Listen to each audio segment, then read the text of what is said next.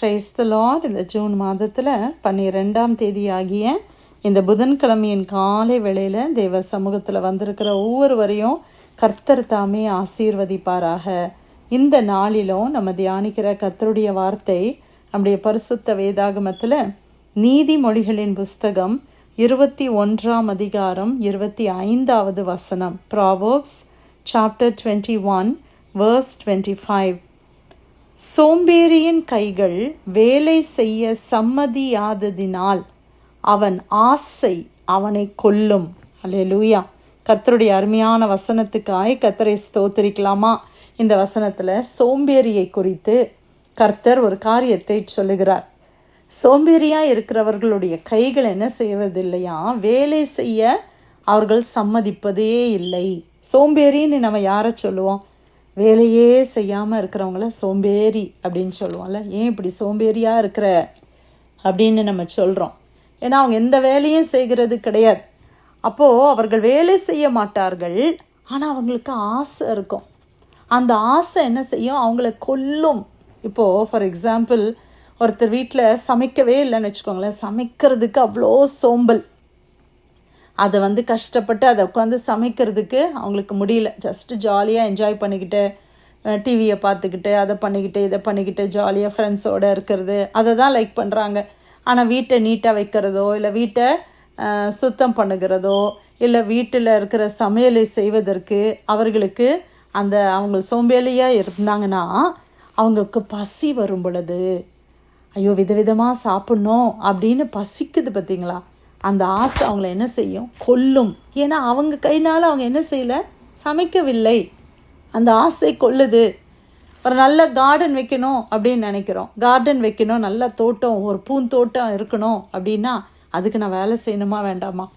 என்னுடைய கைகளினால் நான் என்ன செய்யணும்? வேலை செய்யணும். அதற்குரிய காரியத்தை நான் செய்தால்தான் ஒரு கொஞ்சம் நாட்களில் நல்ல ஒரு பூந்தோட்டத்தை நான் காண முடியும்.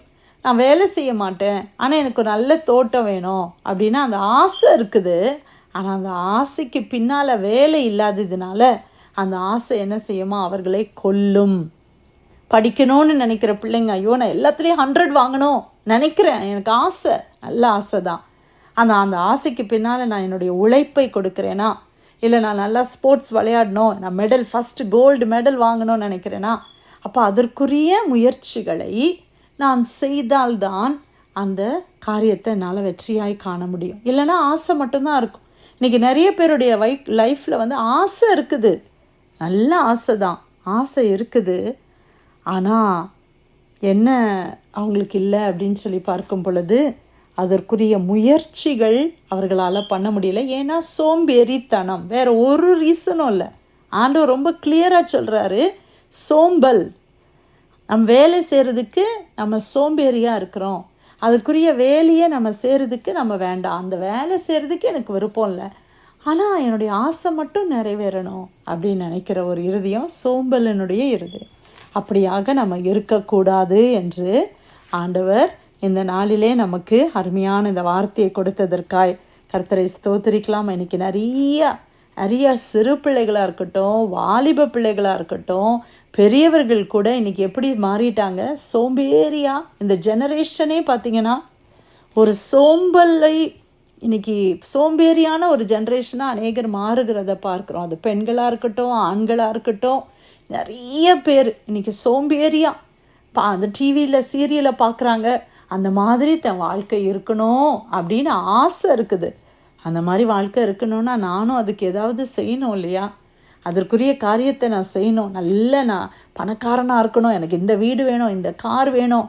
அப்போ அதுக்காக நான் என்ன செய்யணும்? வேலை செய்யணும்.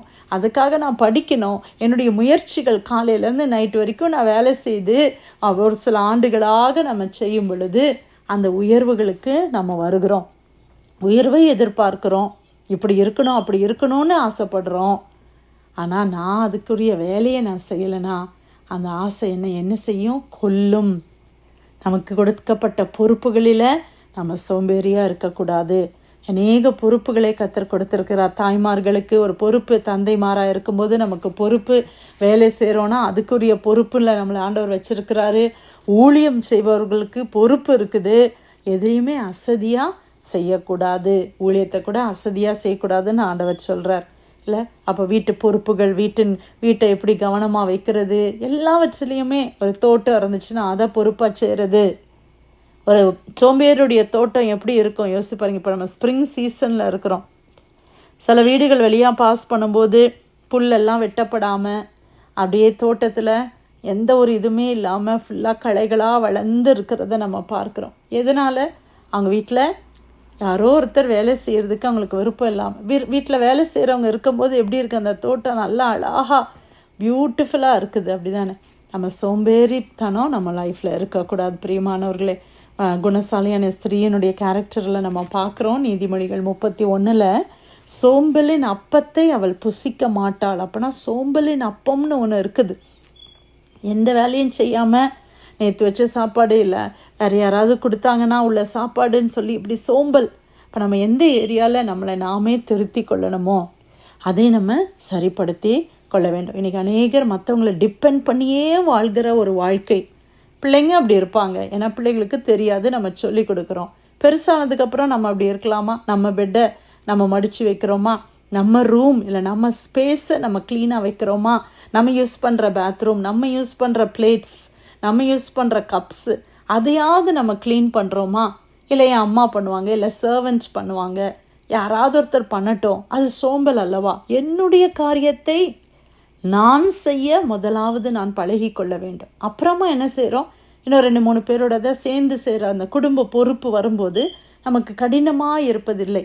இன்றைக்கி பெண் பிள்ளைகளுக்கு என்ன கஷ்டம்? கல்யாணம் ஆன உடனே 2 பேர் இல்லை 3 பேர் ஜாயின்ட் ஃபேமிலியில் இருந்தால் கொஞ்சம் கூடுதலான பேருடைய காரியங்களை செய்யும்போது அது அவங்களுக்கு ரொம்ப டூ மச்சாக இருக்குது. ஏன்னா வீட்டில் என்ன செய்யலை, பழகலை. அதான் ஆண்டவர் சொல்கிறாரு, இளம் பிராயத்தில் நுகத்தை சுமக்கிறது உனக்கு நல்லது.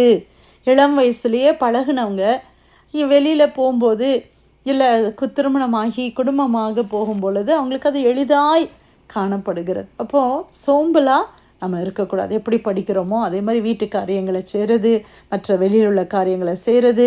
சில நேரத்தில் நம்ம நாளைக்கு பார்த்துக்கலாம், நாளைக்கு பண்ணலாம், நாளைக்கு பார்த்துக்கலான்னு வச்சு அது என்ன மாறிடுது? பெரிய ஒர்க்லோடாக மாறி விடுகிறது. அன்னன்னைக்கு என்னென்ன காரியத்தை நான் செய்யணுமோ அதை நான் செய்துக்கிட்டே வந்தேன்னா அந்த சோம்பல் இல்லாமல் கரெக்டாக டைமை நம்ம மேனேஜ் பண்ணோன்னா நம்ம எவ்வளோ காரியங்களை செய்ய முடியும். எல்லாருக்கும் ஆண்டவர் 24 மணி நேரத்தை தான் கொடுத்துருக்கிறார். அந்த 24 மணி நேரத்தை நான் சோம்பலாக படுத்து தூங்கி இல்லை சும்மா டைமை வேஸ்ட் பண்ணிக்கிட்டு சோஷியல் மீடியா, டிவி இல்லை யார்ட்டையாவது கதை பேசிட்டு நான் நேரத்தை போக்கலாம்.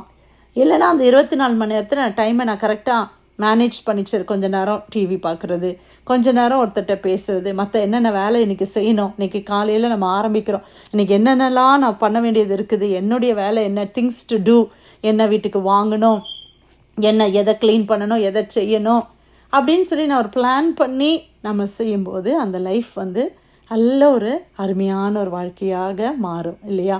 இப்போ நம்ம அதை பழகி கொள்ள வேண்டும், அதை நாம் கற்றுக்கொள்ள வேண்டும். சோம்பேறியாக நான் இருக்கக்கூடாது. ஆண்டவர் இந்த நாளில் அருமையான வார்த்தை மூலமாக ஒரு ப்ராக்டிக்கலாக ஆண்டவர் நம்மளோட பேசுகிறார். ஆண்டவர் பாருங்கள், வசனத்தின் மூலமாக எவ்வளோ நம்ம கற்றுக் கொடுக்குறாங்க இல்லையா? நீதிமொழிகள் 21:25 சோம்பேறியின் கைகள் வேலை செய்ய சம்மதியாததினால் அவன் ஆசை அவனை கொல்லும். அல்லேலூயா. வேலை செய்ய சம்மதிக்காததுனால ஆசை இருக்குது, ஆனால் ஒன்றும் செய்ய முடியாமல் போகுது. அப்படி நம்ம இருக்கக்கூடாது. கர்த்தர் கொடுத்த நல்ல வார்த்தைக்காய் நன்றி செலுத்தி ப்ரேயர் லைனில் வந்திருக்கிற யாராவது நம்ம ஜெபிக்கலாமா?